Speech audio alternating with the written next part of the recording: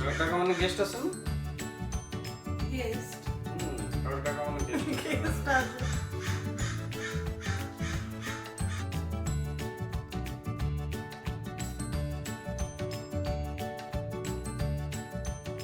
नमस्ते and welcome to my channel.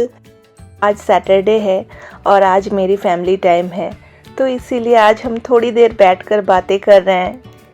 आज ये मुझे बोल रहे थे कि चलो आज बाहर अमेरिकन ब्रेकफास्ट करके आते हैं, पर क्या आशवी को साथ में लेकर जाना और अमेरिकन फूड भी खाना ये पॉसिबल है?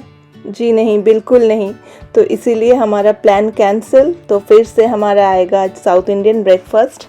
साथ में आध्या और आशवी भी जाएंगे, तो दोनों इसीलिए सुबह से उठकर तैयार होकर बैठे हैं। आज हम दोनों एक छोटा सा डिस्कशन लेकर बैठे हैं सुबह। वो है कि इंडिया में जब हम थे तो तट्टे इडली हम कितने में खरीदते थे और अभी हम किस कॉस्ट में खरीद रहे हैं।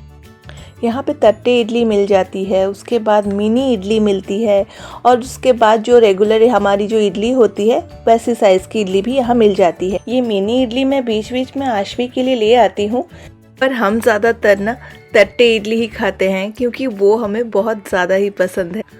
तो आज से 17 या 18 साल पहले की बात है, जब ये बेंगलोर में फर्स्ट गए अपने जॉब के सिलसिले में, तो इनका जो रेगुलर ब्रेकफास्ट हुआ करता था, यानी कि रोज़ाना जो ये ब्रेकफास्ट करते थे वो था इडली वड़ा। कुछ जगहों पर तो ये बोल रहे हैं इडली 2.5 रुपीज़ की आती थी, यानी कि 5 रुपीज़ में 2 इडली। और कुछ दिनों बाद जब उसका कॉस्ट थोड़ा बढ़ गया तो वो 5 से वो हो गई 10 रुपए की 2 इडली। हम बेंगलोर में तट्टे इडली लाते थे तो एक पीस तट्टे इडली 15 रुपीज़ की आती थी।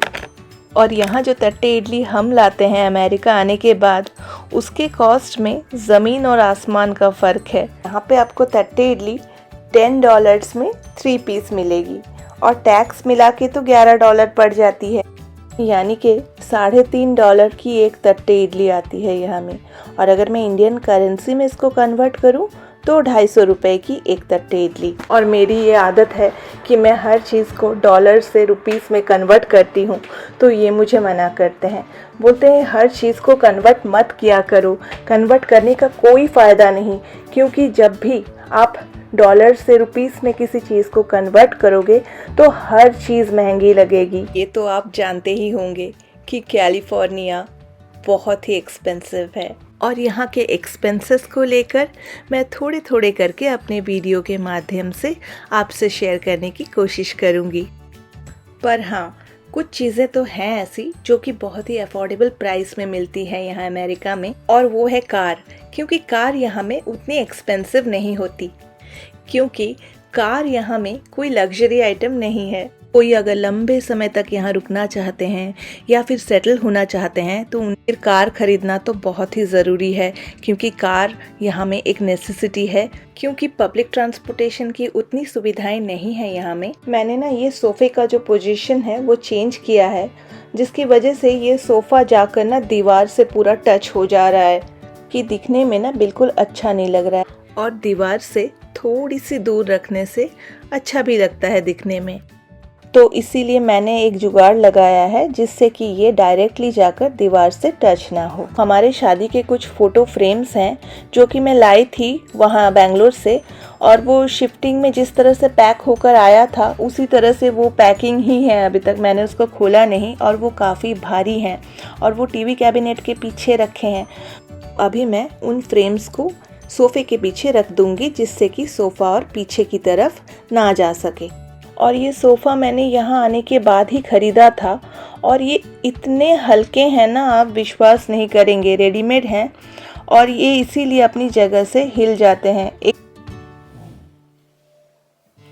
जब ये सोफ़ा आया था ना, ये एकदम डिसमेंटल्ड था, और हमने इसको असेंबल किया और फिक्स किया, और इसे फिक्स करना बहुत ही ईजी है। कि बैक की जगह और जो हैंड रेस्ट की जगह है उसको बस सिंपली उसके साइड में एक सिस्टम बनाया होता है हुक जैसा, उसमें इसको डाल देना होता है और ये फिक्स हो जाता है। कभी अगर मैंने इस सोफ़ा को किसी कारण से डिसमेंटल किया तो मैं आपको ज़रूर दिखाऊंगी कि ये फिक्स करना कितना इजी है। ऐसी लाइटवेट सोफ़ा या लाइटवेट फर्नीचर ट्रांसपोर्टेशन के टाइम बहुत आसानी होती है ले जाने के लिए।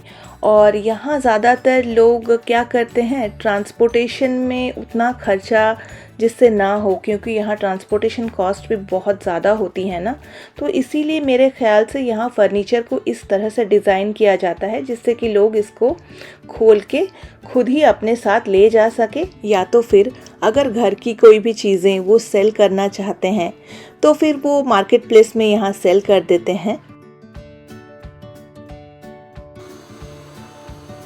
चलिए, तो फिर मेरा लिविंग रूम सेट हो गया, अभी काफ़ी बेटर लग रहा है। मैं ज़्यादा होम डेकोर की चीज़ें अभी नहीं रखती क्योंकि मैं मैनेज नहीं कर पाती। बाद में मैं ख़रीदूँगी जब मेरे पास टाइम होगा या मैं मैनेज कर पाऊँगी, लगेगा मुझे। चीज़ मैं आपको दिखाती हूँ। ये देखिए, ये एक प्लाईवुड है जो मैं लाई थी लिप्पन आर्ट बनाने के लिए। काफ़ी दिनों से ये पड़े हैं इस तरह से। ये DIY लिप्पन आर्ट मैं तैयार कर रही हूँ, पता नहीं ये कितने दिनों में तैयार हो पाएगा। तो मैं इसको ये वाले वॉल पे फिक्स करूँगी या तो फिर अपने लिविंग रूम के सोफ़े के पीछे वाले वॉल पे। ये कुछ मिरर पीसेस थे मेरे पास, इनको मैं यूज़ करूँगी। और साथ में और भी कुछ एक्स्ट्रा मिरर पीसेस मुझे ख़रीदने होंगे। बड़ा वाला मिरर देख रहे हैं, ये एक ट्रैवल मिरर था मेरे पास, छोटा वाला, जो कि मैंने गोवा से ख़रीदा था और वो अभी टूट चुका है। तो उससे मैंने ये मिरर को निकाल लिया। अच्छा ही है, उसको मैं बीच में लगा दूँगी तो अच्छा भी दिखेगा। और ये देखिए, ये मैंने कुछ केले लाए थे। ये बड़ा वाला आप केला देख रहे हैं, ये मैंने लाया था और ये इतना हार्ड है और ये इतने हार्ड हैं कि ये अभी तक पके ही नहीं, तो इसीलिए मुझे ये दूसरा वाला छोटा केला लाना पड़ा। ये मैं नील षष्ठी के टाइम लाई थी। ये हमारे बंगाली में एक पूजा होती है, इसमें ना केले के छोटे छोटे पीसेस करके उसको पानी के साथ ऐसे ही स्वेलो करना पड़ता है। देखिए, मैंने ना एक बड़ा वाला ब्रिटा भी खरीद लिया है क्योंकि पहले का जो ब्रिटा है मेरे पास वो बहुत ही छोटा है और हम पानी बहुत ज़्यादा पीते हैं, तो पानी की रिक्वायरमेंट ज़्यादा है बोल के हमने फिर से एक बड़ा वाला ले लिया। इडली ले लिया। अब what is the next step? Sambar dip. Sambar डाल दिया। Called sambar dip. Sambar dip. Dip. Sambar deep.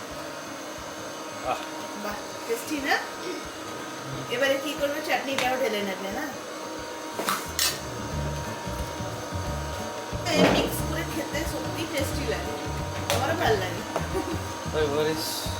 Idli enjoy মারি। হ্যাঁ, কি বলে? এনজয় মারি।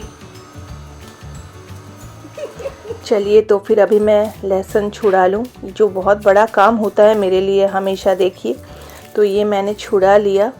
आज मैं एक्चुअली लंच में बना रही हूँ लखनवी बिरयानी।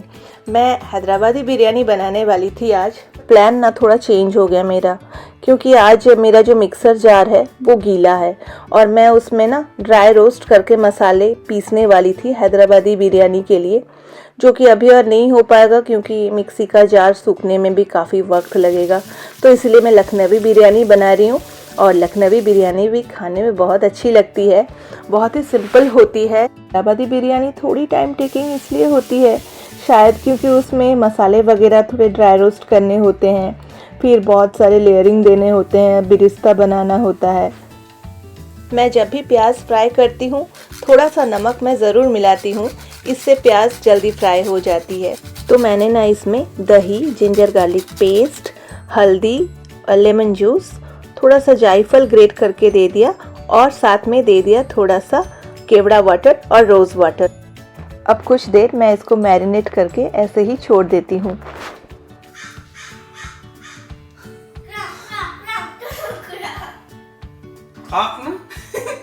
কাক ডাকছে, দেখো তো টুইকু, ওখানে দেখা যাচ্ছে কিনা দরজাটা দিয়ে কাক। মানে গেস্ট আছে না? गेस्ट आपने सुना कौवे की आवाज़? तो ये कह रहे हैं आज गेस्ट आने वाले हैं। ये ऑयल के बॉटल्स को हम खाना बनाते वक्त कितनी बार टच करते हैं। और ग्लास की बॉटल होने की वजह से इसमें थोड़े से भी निशान आ जाते हैं ना, तो वो बहुत ही इजीली विजिबल होते हैं। इसीलिए मैंने इस टॉवल को थोड़ा सा गीला कर लिया और उसी से ही मैं इसको पोंछ ले रही हूँ अभी।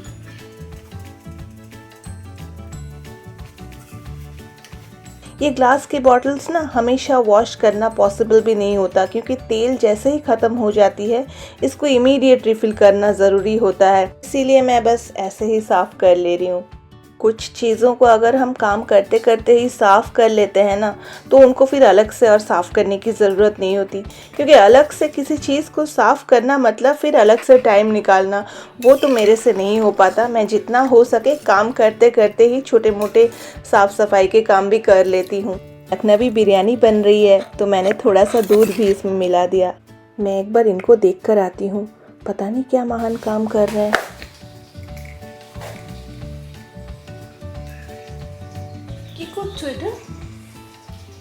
पता नहीं ये क्या टूट गया है, कुछ पूछने से बता भी नहीं रहे हैं। ये ना ऐसे ही हैं, कुछ भी मैं पूछती हूँ तो बस सुनते ही रहते हैं और मैं बकबक करती रहती हूँ और फिर बाद में मुझसे बोलते हैं तुम कुछ बोल रही थी क्या, मैंने ना उस वक्त ध्यान नहीं दिया। इससे ना फालतू का मेरा भी एनर्जी वेस्ट हो जाता है बकबक करते हुए। खैर कोई बात नहीं, चलिए तो फिर मेरी बिरयानी की जो ग्रेवी है वो तैयार हो गई है अभी।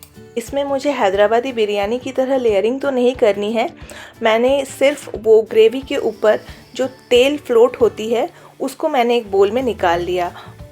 चिकन और ग्रेवी नीचे की तरफ है और ऊपर मैंने सिर्फ इन चावल को डाल दिया है, पके हुए चावल। और अभी मैं वो जो तेल मैंने निकाला था अलग से वो मैं इसके ऊपर डाल दे रही हूँ और थोड़ा सा इसके ऊपर केवड़ा एसेंस डाल दूँगी। बस हो गई बिरयानी तैयार।